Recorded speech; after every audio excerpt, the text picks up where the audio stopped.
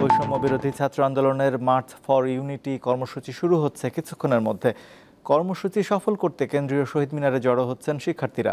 এতে জুলাই বিপ্লবের ঘোষণাপত্র প্রকাশ করার কথা থাকলেও তা স্থগিত করা হয়েছে, কারণ জুলাই গণঅভ্যুত্থানের দলিল তৈরির উদ্যোগ নিয়েছে অন্তর্বর্তীকালীন সরকার। এই উদ্যোগকে স্বাগত জানিয়েছে বৈষম্য বিরোধী ছাত্র আন্দোলন। তারা বলছেন, জুলাই গণঅভ্যুত্থানে বৈষম্য বিরোধী ছাত্র আন্দোলন ঐক্যের প্রতীক ছিল। তাই তাদের আশা, রাষ্ট্র ও অন্তর্বর্তী সরকার সকল অংশীদারকে ঐক্যের মধ্যে এনে ঘোষণাপত্র বাস্তবায়ন ও সংবিধানে অন্তর্ভুক্ত করবে, যা জাতীয় ও আন্তর্জাতিকভাবে স্থায়ী হবে।